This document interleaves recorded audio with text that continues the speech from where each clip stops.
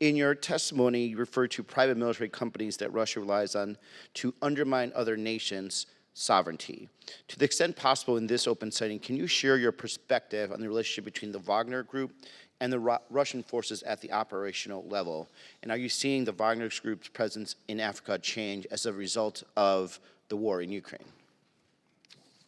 As you know, the Wagner Group is a mercenary private military company. They're conducting combat operations right now in Bakhmut primarily. There's probably about 6,000 or so actual mercenaries and maybe another 20 or 30,000 recruits that they get, many of whom come from prisons. And they are suffering an enormous amount of casualties in the Bakhmut area. The Ukrainians are inflicting a lot of death and destruction on these guys. In addition to Bakhmut and Ukraine, Wagner Group is in many, many other places, most notably in West Africa, where they essentially have taken over a country. And they've pushed out the French out of, I think it was Mali, and some other places. So the Wagner Group is a very aggressive group. It's led by a very ruthless guy, Prigozhin. He purports to be a businessman, but he's got an incredible criminal background behind him. So this is a dangerous group. They're quite large, they're quite powerful, and they have at least reached throughout parts of Europe and into Africa and maybe some parts of the Middle East. We ran into them in the Middle East a couple of years ago in Syria, about a battalion-sized force that was attacking one of our positions, and we destroyed that force.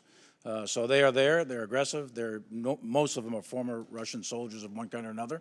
A lot of internationals work with them as well. So very dangerous group, long reach, very wealthy, very rich, and they are probably very disruptive internal to Russian society. Chairman Milley, with respect to Bakhmut, which you mentioned earlier, it appears that Russia is still unable to accomplish core strategic objectives. It is frankly remarkable to me that Bakhmut still stands and is still owned by the Ukrainians. Do you share the perspective that the failure of Russia after going all out to capture this town is indicative of the fact that we're still facing, that the Ukrainians rather are still facing the same deeply incompetent military that they were facing last year? Or is this a special brand of incompetence that we're seeing with respect to this particular military effort? I think the Russians are struggling in a big way with command and control, logistics, sustainment, basic tactical doctrine, but also training. These forces are very undertrained. They're essentially doing frontal assaults into machine gun positions, et cetera, and they're getting slaughtered. The Russian troops are. The Ukrainians are doing a very effective area defense that is proven to be very costly to the Russians. For about the last 20, 21 days, the Russians have not made any progress whatsoever in and around Bakhmut. So it's a slaughter fest for the Russians. They're getting hammered in the vicinity of Bakhmut, and the Ukrainians have fought very, very well. That's also true across the entire frontline trace, from Crimea all the way down to Kherson. The Ukrainians have fought a remarkable defensive fight, and the Russians have not achieved their strategic objectives. Do you see the Russian objectives with respect to Bakhmut as being part of their offensive, or would you say this is a special effort and the broader offensive has yet to begin? No, I think it's the latter. I think I think the Russian offensive, if you will, began some time ago, and it has had fits and starts, and it has not achieved the momentum and success that they expected it to achieve. If I could ask you a broader question, which you may not be able to answer. If we had never supported the Ukrainians at all, would Russia have conquered Ukraine by now? I think without Western support, first of all, I think the Ukrainian people, their will is indomitable. These are the same people, they're the sons and grandsons of the folks who fought Stalin and Zhukov for 10 years from 1945 to 1955. So the Ukrainians are not going to be easily conquered no matter what. If they're fighting with pitchforks and spears, they're going to fight back.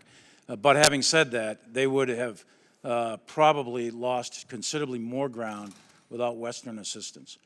There's no question in my mind about that. So I think Western assistance has been critical to the Ukrainians being able to defend themselves.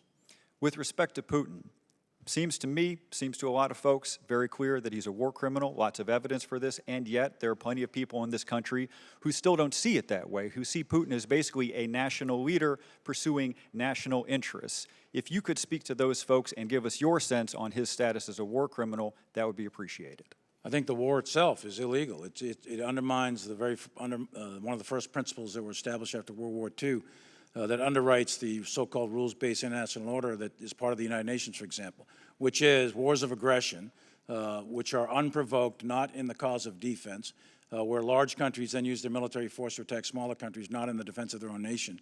And Ukraine presented no military threat whatsoever to Russia, and yet he lined up 170, 100, or 200,000 troops, multiple divisions, multiple axes of advance, and he conducted a major league war of aggression. A war of aggression in and of itself is a war crime.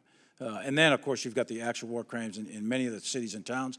When you bomb and shell civilian cities, when you bomb and shell civilian infrastructure, when you're killing kids and women and children, all of that is war crimes, and their units, their unit commanders, all the way up the chain are committing war crimes.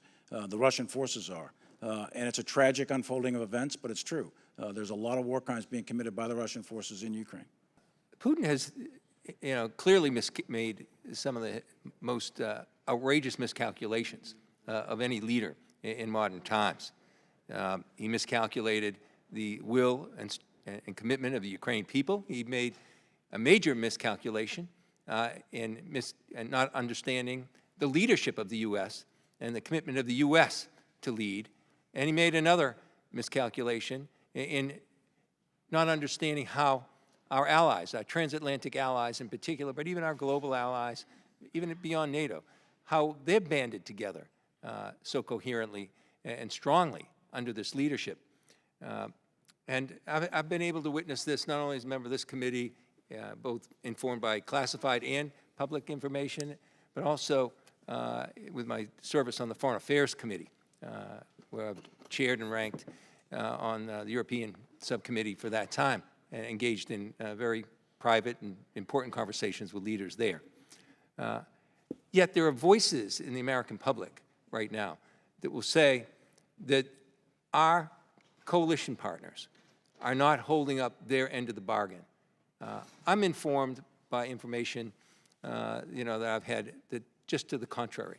In fact, it's quite extraordinary, and in some areas, in some countries, historic in nature. But can you take this opportunity to inform, from your perspectives, the American public that they're wrong? Because we have people voicing those concerns and using that as a justification to say the U.S. shouldn't be committed to Ukraine because these other countries aren't holding up their end of the bargain, when I've been informed that they clearly are. But can you take this moment here in front of this committee to just inform the American public that level of commitment that exists there, and how strong it is, how important it is, and how they are carrying great weight? Well, thank you, sir. I think you're exactly right. As you know, I meet with 50-plus nations, the ministers of defense of those nations every month. And in those meetings, what I see displayed is a strong sense of commitment and unity to support Ukraine for as long as it takes. As a matter of fact, that's the language that I hear them employ. Some of those countries, especially the smaller ones, have given a lot in terms of the percentage of their GDP, and they're looking for ways to do more. And when they've run out of stuff, they invest money in things like helping other countries expand their product lines as we look to acquire additional munitions and weapons. So the commitment that I see is strong. What I've seen them provide is impressive, but there's always more than we can do. And you hear me consistently beating the drum for more air defense and other things in support of Ukraine. But what I've seen thus far, I've seen tremendous support for Ukraine and helping it defend its sovereignty. Chairman Milley? Yeah, exactly the same thing. The 54 countries, and obviously there's only 30 in NATO, so those come from all around the globe. Britain, France, Germany, Finland, Norway, Sweden, Estonia, Latvia, Poland. These countries are Romania. These countries are pouring their heart and soul in this, and they realize that this threat is proximate to them. So they, you look at Poland, how many refugees they've taken, look how many tanks they've done, or they've provided, how many BMPs they've provided, all the training that they've done, and they are a major throughput for all the logistics, and it's not without risk. So these countries are putting in as one team, and they understand the threat that's facing them.